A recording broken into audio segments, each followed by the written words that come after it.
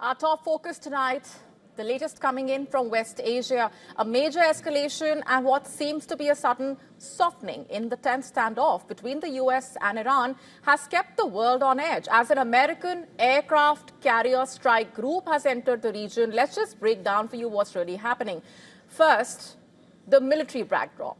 The United States has deployed the USS Abraham Lincoln aircraft carrier along with 3 accompanying warships into the West Asian waters, and according to the U.S. Central Command, this strike group is there to promote regional security and stability. Now, enter Donald Trump's rather surprising shift in rhetoric.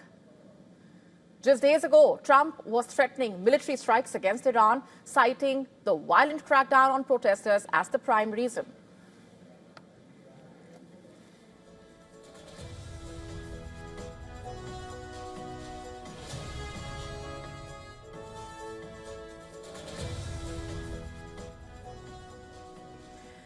But that hard line seems to have softened now. Trump says Iran has signaled it wants to make a deal. 2 key factors here, perhaps related to what's happening. First, Iran communicated that some planned executions of detained protesters had been halted reportedly. This was seen as a major development given international outrage over the death sentences against the demonstrators as reported. Second, U.S. intelligence assessment suggesting that a military attack might not actually help the protest movement and could even undermine the goal of regime change by rallying nationalist support around the Iranian regime. In other words, strikes could backfire. Proxy groups have also weighed in, backing Iran in its hour of crisis. Hezbollah and the Houthis both reportedly now warning America against any military move. Lebanon's Hezbollah organized a massive solidarity rally in Beirut to voice its support for Khamenei. The group warning any miscalculation can trigger wider regional escalation. There has also been regional response from one of Iran's neighbors. UAE, which is a key US partner in the Gulf, has made its position very clear. In fact, the UAE is saying it will not allow its airspace, territory or waters to be used for any military action against Iran. That means no airspace, no bases, no logistical support. In its statement, the UAE emphasized that dialogue, de-escalation, respect for international law and state sovereignty are the best ways to handle the crisis. Naturally, there is the economic and financial pressure from Washington as well. The U.S. is tightening the screws on Iran.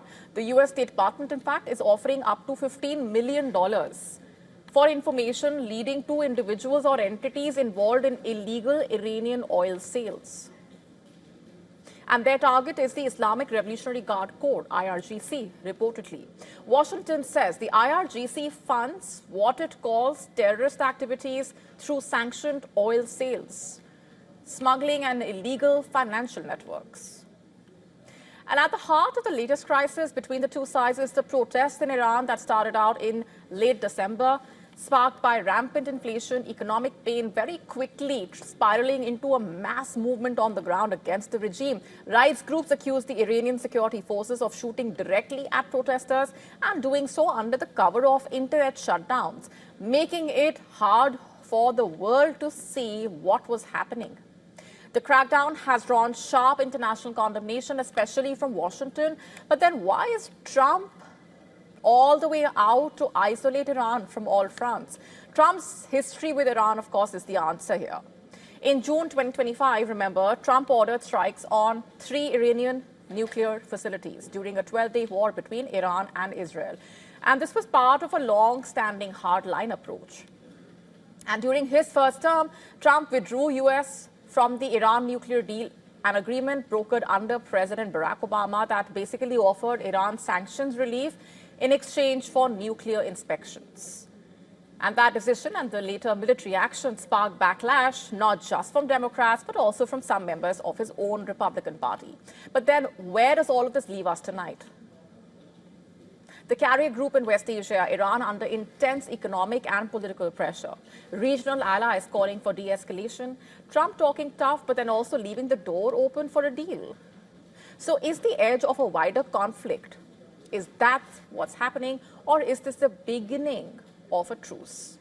To stay up to speed with the latest news, download the WION app and subscribe to our YouTube channel.